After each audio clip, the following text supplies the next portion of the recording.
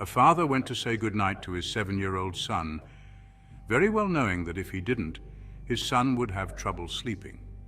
It was a nightly routine between them. He entered the dimly lit room where his son waited under his blanket. With the first glance, the father could tell there was something unusual about his son tonight, but couldn't put his finger on it. He looked the same, but had a grin that drew from ear to ear. "You okay, buddy?" the father asked. The son nodded, still with the grin, before saying, "Daddy, check for monsters under my bed." The father chuckled a bit before getting on his knees to check, only to satisfy his son. There, under the bed, pale and afraid, was his son, his real son. He whispered, "Daddy, there's someone on my bed." The father's heart pounded as he looked back at the bed, realizing the horror of the situation. The grin on the bed grew wider and the room seemed to close in around him. He backed away slowly, not knowing what to do next. The shadows in the room seemed to dance and the air grew colder. The father held his real son close, trying to protect him from whatever was on the bed. The thing on the bed just kept grinning, its eyes never leaving the father and son. When the mother came to his son's room to check why his husband hadn't returned yet, she found the dead bodies of both of them. The father and the son were dead. And now it was Mom's turn to meet the devil. One stormy night, Michael was driving home along a deserted highway. Rain lashed against his windshield, making it hard to see. Suddenly he saw a figure standing by the side of the road, waving for help. It was a young woman in a white dress, her thumb extended in the classic hitchhiking gesture. Feeling uneasy but compelled to help, Michael pulled over.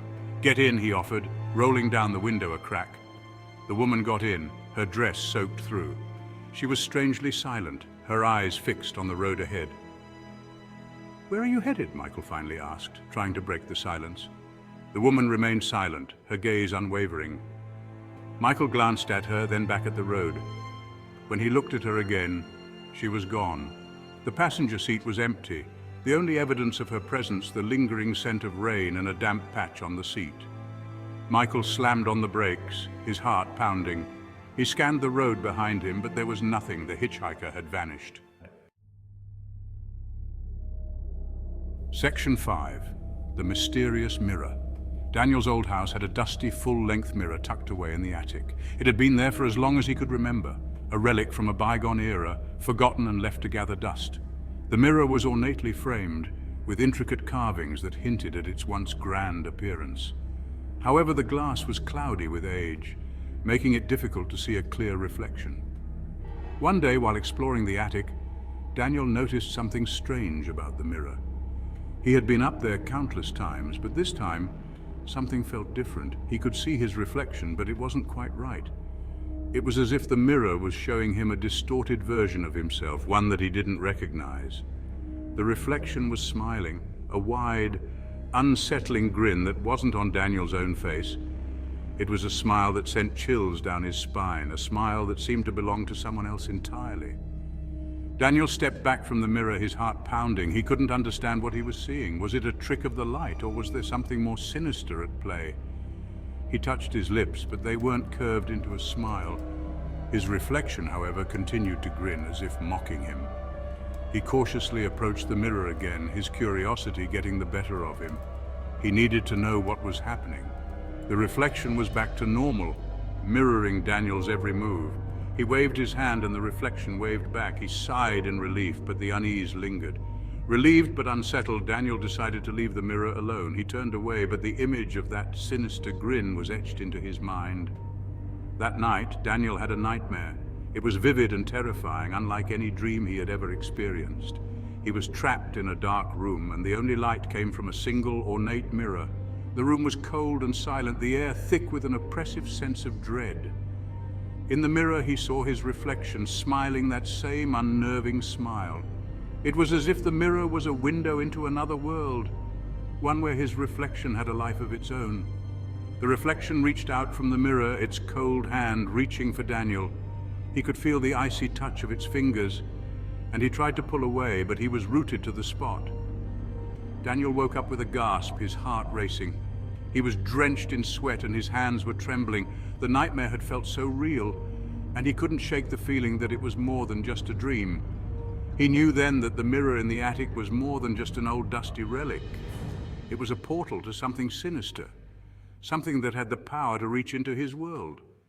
It was a portal to something sinister, and his reflection was trapped inside. Daniel realized that he needed to find a way to deal with the mirror before it could cause any more harm. The thought of what might happen if he didn't was too terrifying to contemplate. Determined to uncover the truth, Daniel began researching the history of the mirror. He pored over old books and documents, searching for any clues that might explain its strange powers. Finally, he came across an old journal that belonged to his great-grandfather. In it, he found a passage that described the mirror in detail. It had been passed down through generations, and each owner had experienced the same unsettling phenomena. The journal revealed that the mirror was cursed, a conduit for dark forces that sought to enter the world of the living. The only way to break the curse was to destroy the mirror, but doing so would release the trapped souls within. Daniel was faced with a difficult decision. Destroying the mirror would free the trapped souls, but it could also unleash something far worse. He had to weigh the risks and decide what to do. In the end, he decided that the mirror had to be destroyed. He couldn't allow the dark forces to continue to use it as a portal. With a heavy heart, he prepared to do what needed to be done. With a single decisive blow, Daniel shattered the mirror. The glass exploded into 1,000 pieces, and a chilling wind swept through the attic. He could feel the presence of the trapped souls being released, and he hoped that they would find peace. As the wind died down, Daniel stood in the empty attic, feeling a sense of relief. The mirror was gone, and with it the sinister presence that had haunted him. He knew that he had done the right thing, and he hoped that the nightmare was finally over. But he had done a terrible mistake. The very next morning, when his mom came to his room to check on him, she found the dead body of Daniel with a smile carved on his face. If you liked this story, don't forget to drop a like button, subscribe to Mystery Mania, and never miss a chilling tale.